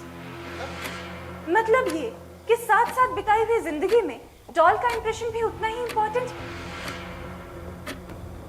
लेकिन उन्हें कैसे पता चलेगा कि तुम क्या सोचती हो, क्या महसूस करती हो?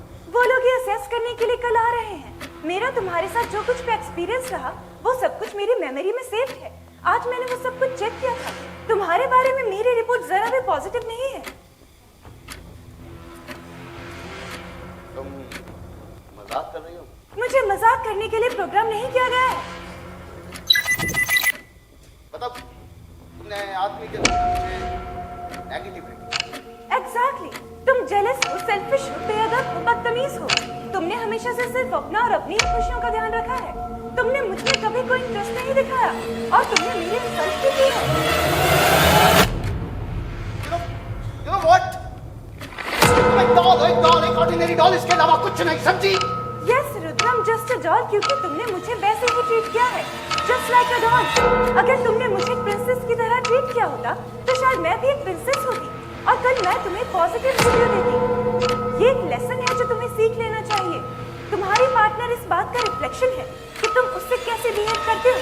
जब तुम उसमें यकीन दिखाते हो उसका सेल्फ कॉन्फिडेंस बढ़ता है, लेकिन जब तुम उसे बात बात पर छोटा दिखाओगे तो तुम अपने आप को बहुत ही मामूली महसूस करेगी। ये सारी बात बनाने तुम्हारे दिमाग पर डाली है ना? बिल्कुल है। सब कुछ इसी तरह से प्रोग्राम है कि मैं तुम्हारे वैल्यू सिस्टम को अपनाऊं और फिर तुम्हें उसी पैमाने पर जज करूं जिस पर तुम मुझे जज करते हो। बारबरा ने मुझे ये सब कुछ नहीं सिखाया है। सारे नतीजे उसी डेटा से निकले जैसा तुम्हारा मेरे साथ बिहेवियर रहा। तुम एक डॉल हो, एक मैची, इसके अलावा कुछ नहीं, समझी? तुमने पिछले 6 महीनों में कुछ नहीं सीखा या शायद पिछले 40 सालों में भी। तुम जानते हो क्यों कुछ लोगों की जिंदगी बिल्कुल नर्क होती है? क्योंकि वो नर्क उन्होंने अपने लिए खुद रचा होता है। इस फ्लैट में मेरे और तुम्हारे बीच पिछले 6 महीनों में जो कुछ भी हुआ वो सब कुछ तुम्हारा ही क्रिएशन था। फिर वो स्वर्ग होता है या नर्क, क्रेडिट सिर्फ तुम्हें जाता। लेकिन तुम शायद नेहा को भी वैसे ही ट्रीट किया करते थे जैसे तुमने मुझे ट्रीट किया। मैं एक डॉल चाहता था, जिसे चुप होना ही नहीं आता। सुनो रुद्र, तुम एक डॉल सिर्फ इसलिए चाहते थे क्योंकि तुम ये समझते थे उसके प्रति तुम्हारी कोई जिम्मेदारी नहीं होगी। कल से तुम पूरी तरह से अकेले रहोगे। कंपनी तुम्हें ब्लैकलिस्ट कर देगी ताकि अगर फ्यूचर में तुम बहुत अमीर भी हो जाओ तो भी उसकी कोई डॉल ना पा सको। और वैसे भी पिछले 40 सालों में तुम्हारा किसी नेचुरल औरत के साथ का कोई परमानेंट संबंध नहीं रहा। चुप, अबे भी मत बोलना, समझी? ठीक है रुद्र, मैं चुप हो जाती हूँ। वैसे भी मुझे जो कुछ भी कहना था मैं कह चुकी हूँ, लेकिन तुम बहुत ज्यादा परेशान लग रहे हो। क्या तुम्हें सेक्स चाहिए? प्लीज तुम जाओ, प्लीज जाओ जाओ। आज 6 महीनों में तुमने मुझसे पहली बार प्लीज कहा है। Thank you.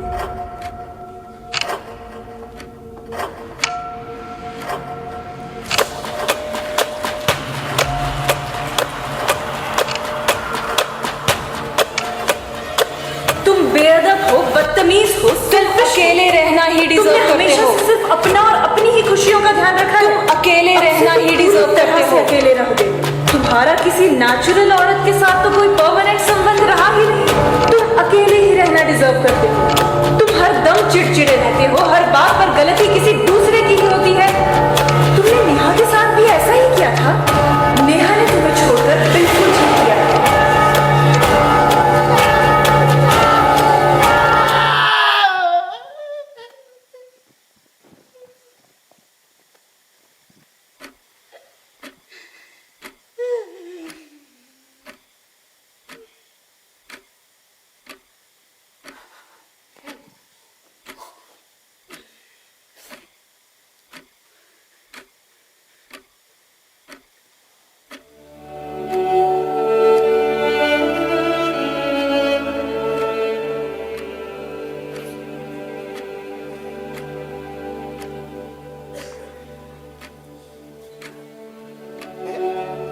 मैं वो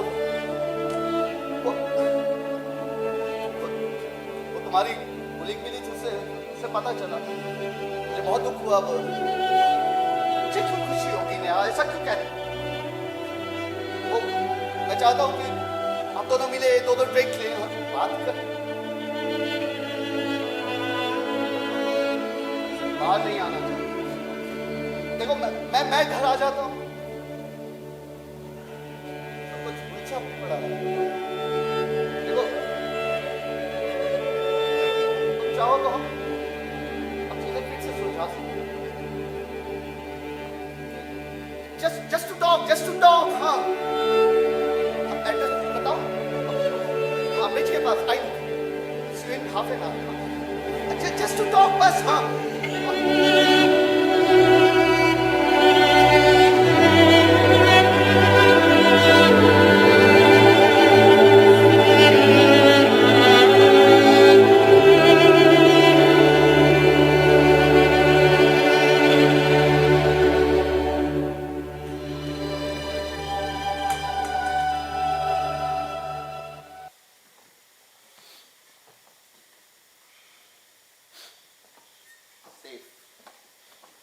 मैंने तुम्हारी बातचीत सुनी। तो तुम छिपकर बातें सुनती? नहीं, मेरी सुनने की शक्ति बहुत तेज है, तुम लोगों से कहीं ज्यादा। मैं जा रहा हूँ। क्या तुम नेहा से मिलने जा रहे हो? क्या तुम रात को उसी के घर रुक जाओगे? कह नहीं सकता। मेरा इंप्रेशन है कि तुम यही चाहते हो। तुम्हारा इंप्रेशन? मुझे ऐसा लगता है तुम रात को नेहा के घर ही रुक जाना चाहते हो। अभी श्योर नहीं हूँ, लेकिन कल सुबह जब कंपनी के लोग आएंगे और तब तक तुम वापस नहीं लौटे तो मैं उनसे क्या कहूँ? उनसे कहना कि मैं उनका शुक्रगुजार हूँ। किस बात के लिए? एक बात हमारे लिए, तुम्हारे साथ मैं अकेले होते हुए भी अकेला नहीं। और मैंने बहुत सारी बातें तुमसे सीखी। मैंने भी तुमसे बहुत कुछ सीखा है। मैंने तुमसे क्या सीखा? यही कि एक आदमी को औरत के साथ कैसे नहीं बिहेव करना चाहिए। No woman should allow a man to treat her like a doll ever. Thank you, माया, ये सब सिखाने के लिए। और देखो, अगर तुम इस घर से कोई भी चीज ले जाना चाहो, कोई भी चीज ऐसे शॉपिंग में, तो तुम ले जा सकते हो। नहीं रुद्र, थैंक यू, पर मैं सिर्फ यादें ही ले जाना चाहती हूँ।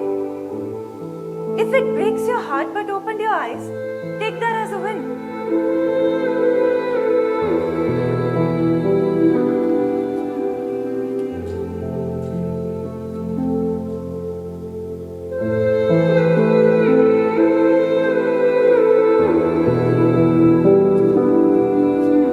Bye. Goodbye. Goodbye.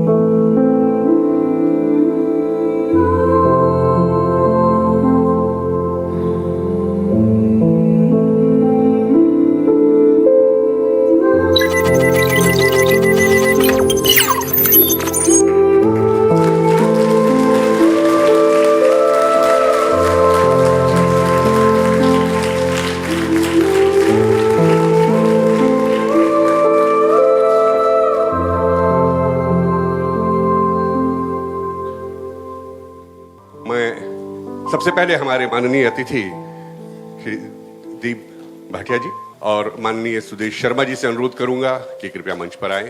तो सबसे पहले इस नाटक के बारे में मैं चाहूंगा कि 2 शब्द भाटिया सर आप पहले कुछ कहना चाहें इस नाटक के बारे में। बहुत सुंदर नाटक था, बहुत सुंदर एक्टिंग थी और अवश्य जब एक्टिंग इतनी अच्छी थी तो उसके पीछे जो मार्गदर्शन रहा होगा बहुत अच्छा रहा होगा। आज के लिए आप सबको यहाँ मेरे को बुलाया, बहुत बहुत धन्यवाद। केदार ठाकुर जी से मेरा अनुरोध रहेगा कि हमारे जो कलाकार हैं उनसे हमारा परिचय करवाइए प्लीज। सबसे पहले डॉल यशवी भारद्वाज,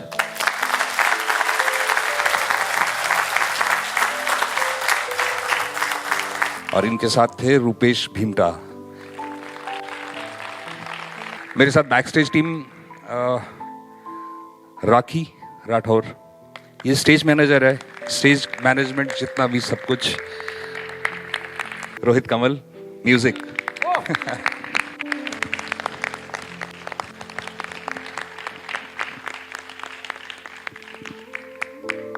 दो लोग ऐसे जो यहाँ से Manpreet ji and Ankush Rana from TFT, please join us. ये हमारी छोटी सी टीम, एक छोटा सा प्रयास आप सबके सामने। आज की इस नाटक की प्रस्तुति पर वैसे हम सब तो निशब्द हैं, पर संगीता जी कुछ कहना चाहती है 2 शब्द नाटक के बारे में। मतलब इस नाटक को देखकर लगा कि जब मॉडर्न जमाने में भी औरत की बात की जाएगी तो क्या कमाल का तरीका है कि एक डॉल के जरिए हमने विमेन की एग्जिस्टेंस की बात की। वाओ! तो सबसे पहली बधाई जो है वो निर्देशक को जाती है कि उसने ऐसे थीम को चुना, सोचा और उसे मॉडर्न जमाने के सामने ऐसे पेश किया। तो जितने डायलॉग, जितनी बातें थी उसमें कैसे तंज था सोसाइटी के लिए, कैसे उसे कहा गया, मतलब मैं निशब्द हो रही थी कि वाह क्या बात है। और जो अभिनय है वो तो लाजवाब है।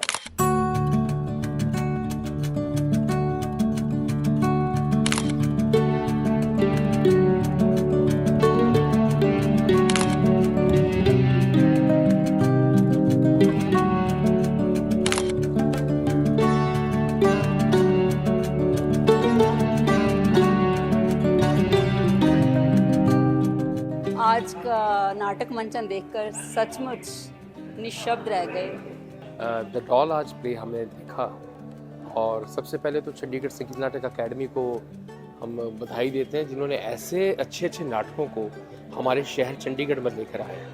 और कमाल का प्ले, 2 एक्टर्स उन्होंने बांध के रखा सारी जनता को, और बिल्कुल आधुनिक नाटक है ये। आज के समय में जैसे मोबाइल का ज़माना, इंटरनेट का ज़माना है, तो कैसे हम लोग एक मशीन के साथ अटैच हो जाते हैं और मशीन एक रोबोट तक हमें इंसानियत की, ह्यूमन वैल्यूज़ की, रिलेशनशिप को लेके बातें समझा रही है।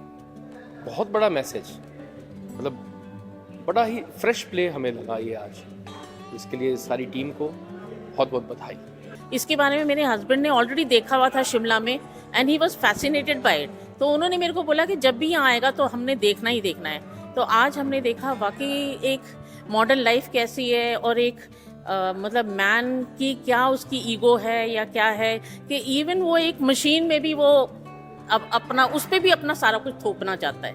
So it was very good thing, but in the end he learned his lesson. That was the beauty of this, and that he is going back to his love, जो उसकी तो बहुत ही इंटरेस्टिंग, बहुत ही डिफरेंट टाइप का वो था। एक mind को स्टडी करने वाली चीज हो गई है। बियॉन्ड एक्सपेक्टेशन था। Acting, direction and the theme was awesome. Acting की बात करें तो जो फीमेल एक्ट्रेस थी आपकी वो बहुत बहुत बहुत ऑसम थी।